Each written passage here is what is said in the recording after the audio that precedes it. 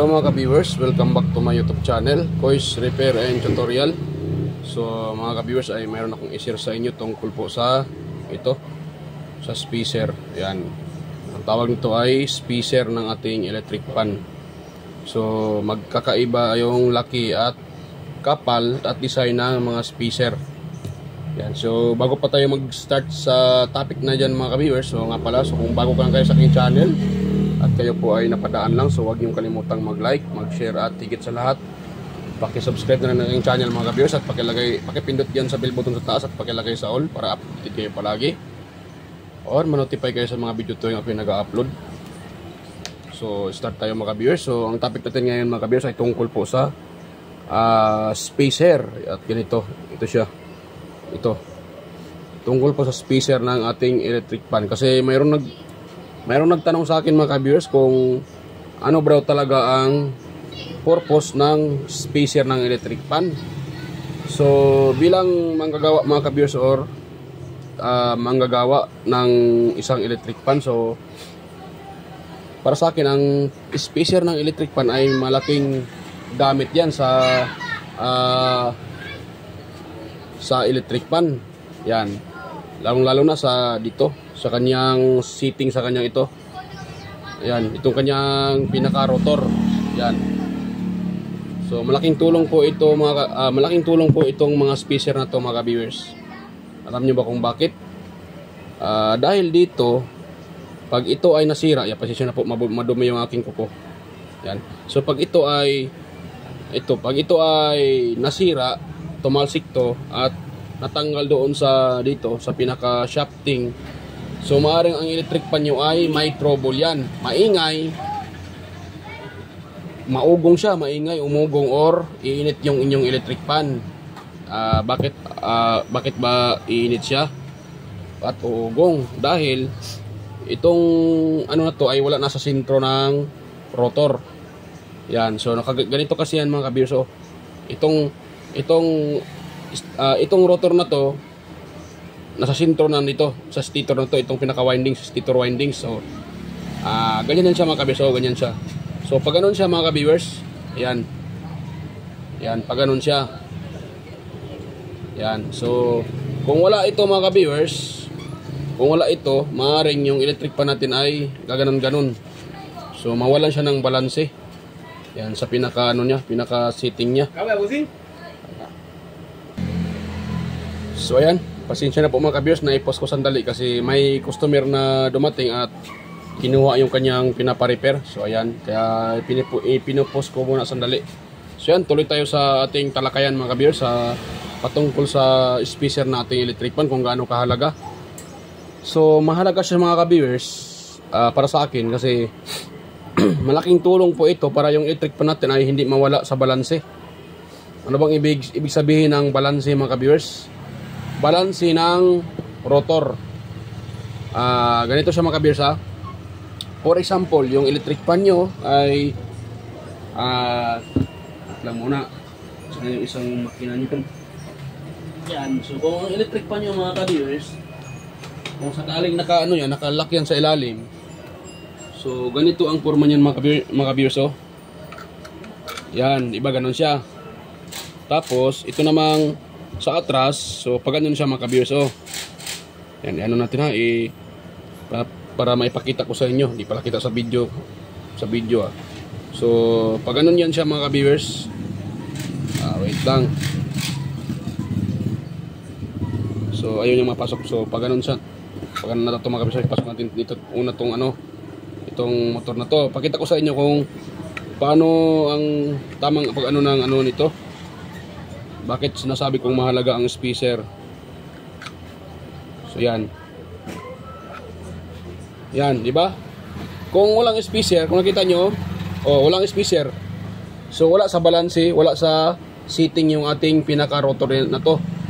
Pero pag mayroon yung spacer na yan, lagyan ko siya ng spacer mga ka-viewers para makita niyo kung gaano kahalaga ang ating spacer ng electric fan. So kung may spacer yan, ganito yan siya. Yan. Tapos sa unahan, lagyan natin ng spacer. cooling fan, cooling spacer tawag sa iba dyan, pero para sa akin spacer lang din yan, malaki nga lang siya. At mayroon siyang parang fan sa gilid, you know, parang galamay. At ito ang purpose nito, para yung pinakamotor natin ay mahanginan at mabawasan yung init ng motor ng ating electric fan. Yan po ang purpose niyan mga ka-viewers. Yan. So ganoon siya mga ka-viewers ha. Ngayon salpak natin to. At tingnan nyo kung gaano kahalaga talaga yung spacer. O yan o. O diba? Sitting yung ating electric fan. O. Itong gatla na to, itong ano na to, yan o, itong parang may kanal na yan, yun parang nasa side na yan. Mag-level yan diyan sa ilalim sa ating itong gilid ng ating stator. Wait lang muna, kuha ko ng pangturo. Itong side na to, itong pinaka outer niya, ito. So dapat lilibil diyan yung ating itong sa side din ng ating rotor. Yan, yung side na yan dapat mag-level din yan. Pag nailagay dito sa electric fan, dapat level yan dito sa pinaka stator side or outer side. Itong pinaka outer side na yan, dapat mag-level yan sila. Kasi kung sakaling hindi mag-level yan, for example, kukunin ko itong spacer na to, nasira to. For example lang tumalsik ito nasira yan. Dahil sa katagalan, lumutong at tumalsik. So, ganun siya. So, for example, ito na lang natira. So, ano mangyari sa electric fan? Lalaki yung lalaki yan mga ka-viewers. Yan o, lalaki yan. Tapos, malaki yung pinaka-distansya ng ating electric fan. Yan, lalaki yan mga ka-viewers. At, babagal yung ikot ng electric fan. At, yon maingay yan mga ka-viewers kung sakaling sira ito. Kung itong pinaka-spacer na to, or stopper or spacer, pag ito ang nadurog, tumalsik at natanggal dito sa ating pinaka shafting, so ang mangyayari dyan, uugong yung ating electric fan, hihina or uugong. Kung hindi man siya hihina, uugong siya, pero hihina siya makapit kasi ito ay lalapat dito sa pinaka dito sa pinaka bushing ng ating electric fan. Lang dito, lalapat yan dito. So maaring hindi na balanse yung ikot ng ating pinaka tawag dyan, pinaka rotor. Itong rotor na to, yan tawag dyan rotor. So kung hindi na yan balanse, kaya siya maingay mga ka-viewers, magkakaroon siya ng unstable na ikot yung movement niya. So unstable yung movement niya, ang mangyari dyan, uugong yung ating electric fan at may tendency na iinit din yung kanyang pinakamotor pag yan po ay nagka-problema mga ka-viewers. Pag ito ay nagka-problema, pag ito po ay nadurog, so uugong yung motor, iinit hanggang tuluyang masira na pati itong shafting at saka bushing. Itong bushing na electric fan. So ito ang bushing, ito naman shafting. So maaring itong dalawang yan tuluyang sirain na nandahil lang dito sa spacer or stopper. So iwan kung anong tawag sa iba nito, pero spacer lang din to siya, malaki na lang. So ang purpose nito para stable or nasa isang lugar lang yung itong rotor ng ating electric fan. Yan, ito nasa lugar lang mga ka-viewers at hindi siya gumaganon-ganon ng malaki. So importante din sa electric fan mga ka-viewers ay mayroon ding gap. Anong ibig sabihin ng gap or distance? Yung pinaka so saan itong bushing na to, dito, diba dito yan, dapat pag nagkaroon na siya ng spacer, yan, pag hinihila natin diba itong pinakanon sa labas, hinihila natin, dapat mayroon siya ditong distance na ganun lang kaniit mga kabso. Yan, ganun ka nipis yung distansya. Pag hinihila natin, mayroon tayong ma-feel na distansya. Kasi pag wala, kuga yung ating electric fan or mahirapan siya makaboilo. So masisira din itong pinaka-stator ng ating electric fan. So yan po mga ka-viewers ang purpose ng spacer. So sa mga manufacturer, ang ginagawa nila, hindi nila nilagyan ng lalong-lalo na sa mga bagong labas ngayon na electric fan, hindi na nila ito ilalagay. Yung spacer, nilalagay nila pero hindi sila naglagay ng distansya dito. So pag hinihila natin yon, wala tayong mahihilang konting distansya. So kaya yung ibang electric pan, bagong-bago pa lang, mayroon naman siyang oil, walang gas-gas yung pinaka-bushing, ito walang gas-gas yung shafting, kompleto naman yung saan na yun?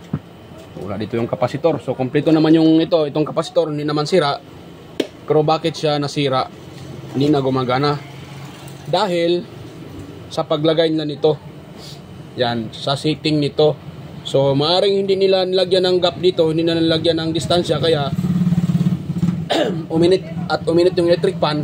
Yan, nasisira yung thermal fuse, kaya nawala ng power. So yan po mga ka-viewers ang ibig ko pong sabihin. So ito tayo sa sa pinaka purpose natin, so about sa spacer dito. Kaya malaking tulong itong spacer mga ka-viewers, dahil pag wala ito, ang mangyayari, mawalan ng balanse itong rotor na to. So mawalan din ng balanse yan, maaring sisirain dyan yung bushing, shafting, at saka lahat na mga ka-viewers ng piyesa ng ating electric pan. Pag ito ang marami siyang idadamay na piyesa na sisirain pag wala itong spacer na to.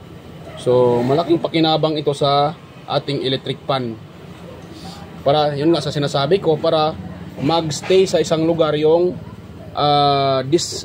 itong ating pinaka rotor, at hindi siya mawala ng balanse, gumaganon-ganon ng malaking distansya. So kung ganon yung electric pan nyo na maingay at mahina ang ikot at uminit yung motor, so maaring ito ang problema, yung spacer. At hindi lang yan mga ka-viewers, pag ito po ay nasira yung spacer na to, pag ito ay tatalsik kasi lumulutong siya, maaring tamaan din itong pinaka winding, so mangdadamay din yan. So ano bang sanhi sa pagkasira nito, itong pinaka spacer natin? So maaring ito mga ka-viewers nasisira dahil kulang sa lubrication or oil, pinaka oil ng ating electric pan.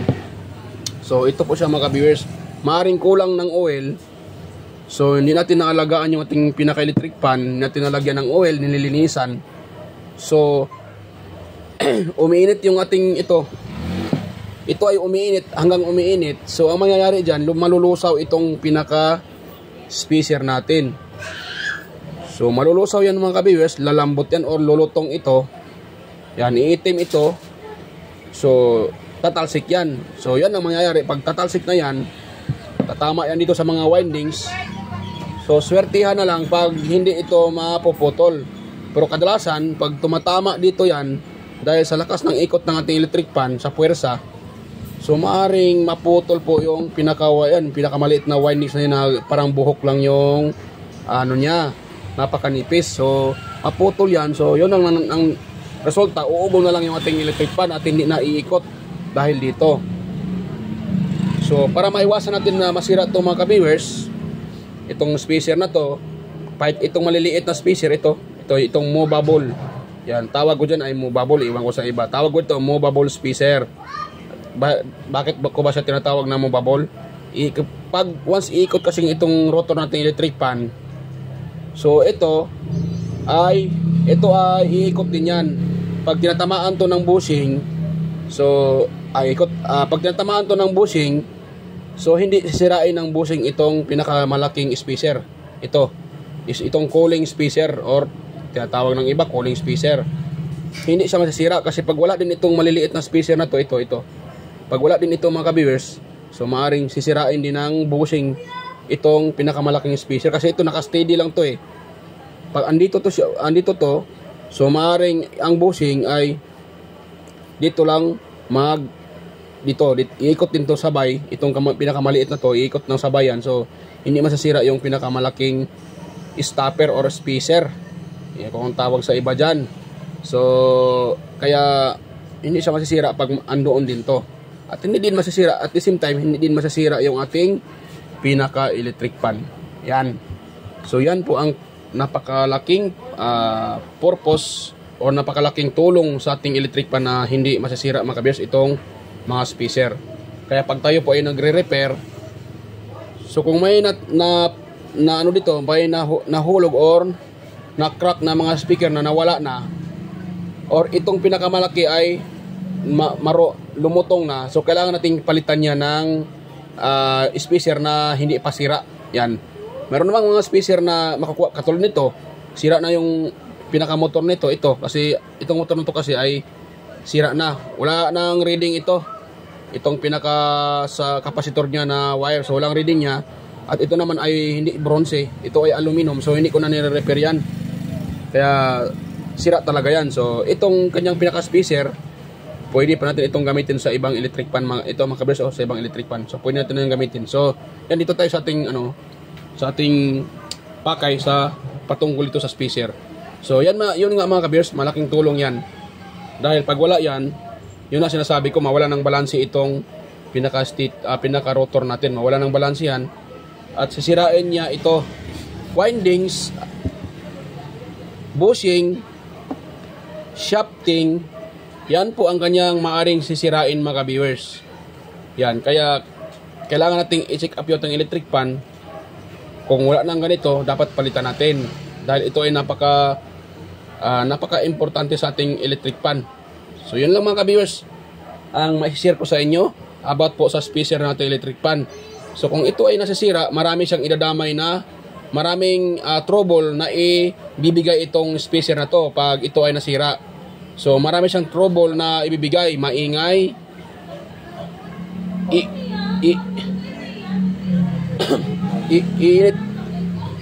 iinit yung motor. Yan. So iinit yung motor, sisirain tong bushing, shafting. So marami siyang idamay mga ka-viewers. Kaya ito, kailangan natin itong panuin, tawag yan, kailangan natin itong i-maintain yung spacer at the same time yung oil din ng ating electric pan. So yan mga ka-viewers, sana po ay meron kayong nakuhang idea or na-share ko sa inyo sa gabing ito tungkol po sa spacer nating electric pan. So kung meron kang nakuhang kunting idea mga ka-viewers, sana po huwag niyong kalimutang mag-like, mag-share at mag-subscribe sa aking channel mga ka-viewers. At yan, mega shoutout pala po sa lahat ng sumusubaybay sa aking channel. Yan, sa lahat ng sumusubaybay at yan, sa mga silent viewers yan, organic viewers. Yan, mega shoutout po sa inyo at sa aking mga kaibigan sa YT. Yan, mega shoutout po sa inyo. Yan, di ko na kayo isa-isahin mga ka-viewers at alam niyo na po kung sino po kayo. So yan, kita-kita tayo ulit mga ka-viewers sa next kong mga video at babay po mga ka-viewers. Yan, kita-kita tayo ulit sa aking next na mga video. So yan, babay po.